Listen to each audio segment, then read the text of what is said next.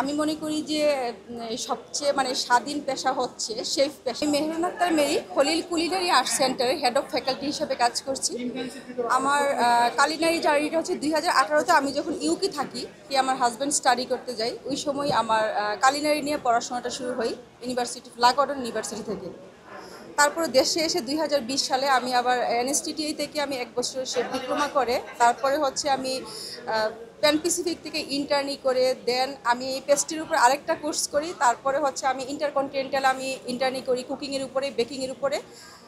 তারপরে এখন বর্তমানে আমি খলিল কালিনারি আর্ট সেন্টারে টিচার হিসেবে আছি। আমি অসংখ্য স্টুডেন্টদেরকে শেখাচ্ছি। মূলত ফার্স্টে আমি 2018-তে আমি জানতামই না যে শেফ নিয়ে যে পড়াশোনা আছে। আমি ইউকে যাওয়ার পরে আমি জানতে পারি যে শেফ নিয়ে অনেক পড়াশোনা করতে হয়, ডিপ্লোমা কোর্স করতে হয়, স্কিলড হতে হয়। শেফ মূলত সাধারণ মানুষ জানে শেফ মানে বাবুর্চি, শুধু রান্না জানলেই শেফ হওয়া যায়।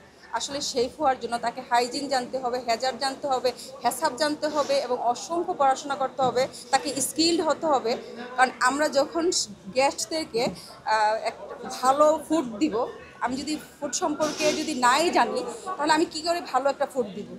আর খাবার হচ্ছে মূলত মানুষ বেঁচেই থাকে খাবার খেয়ে। আর খাবারই যদি মানুষ ভালো না খায় বা হেলদি খাবার না খায় তাহলে মানুষের জীবনে কোনো মূল্যই নেই আমি মনে করব।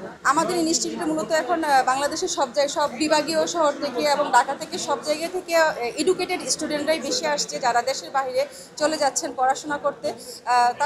তারা মনে করছেন যে আমরা দেশের বাইরে যাওয়ার পরে অড জব করতে হয়, তো ওরা চাচ্ছেন যে পড়াশোনার পাশাপাশি সে শেফ কোর্স করে স্কিল হয়ে যখন যাবে সে রেস্টুরেন্টে জব করতে পারবে এবং ভালো টাকা অনেক স্যালারি সে জব করতে পারবে। আমাদের অসংখ্য শেফের প্রয়োজন। আমি বলবো বাংলাদেশে অসংখ্য ফাইভ স্টার হোটেল হচ্ছে, কারণ এখনও শেফ পর্যাপ্ত শেফ নেই, দিতে পারতেছে না স্কিলদের অভাবে।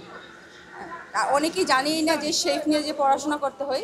তো আমার মনে হয় যে সবাই জানা উচিত যে শেফ পেশা দিয়ে অতি দ্রুত তার কেরিয়ার তৈরি করতে পারে। আমি মনে করি যে সবচেয়ে স্বাধীন পেশা হচ্ছে শেফ পেশা। আমি যেহেতু ইন্টারকন্টিনেন্টালে ছিলাম, আমার শেফরা আমাকে যে পরিমাণ হেল্প করেছে, আমার মনে হয় অন্য কোনো জবে এই ফ্যাসিলিটিটা পাওয়া সম্ভব না। ফার্স্টে আমি মূলত আমি সাপোর্ট পাইনি।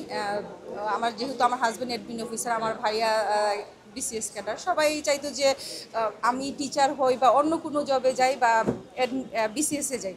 তো ওরা শেফ পেশাটা এতটা বুঝতো না, কিন্তু এখন আমার ফ্যামিলি আমাকে নিয়ে প্রাউড ফিল করে। কারণ হচ্ছে আমি ইন্টারন্যাশনাল জাজ, কিছুদিন আগে আমি টার্কিতে জাজমেন্ট করে আসছি। আমি দেশের বাহিরে ইউকে তো আমি শেফদেরকে ট্রেনিং দিতে যাই। বর্তমানে একটা ভালো অবস্থানে আছি, Khalil culinary art centre head of faculty হিসেবে আছি। আমার ফ্যামিলি এখন আমাকে নিয়ে প্রাউড ফিল করে।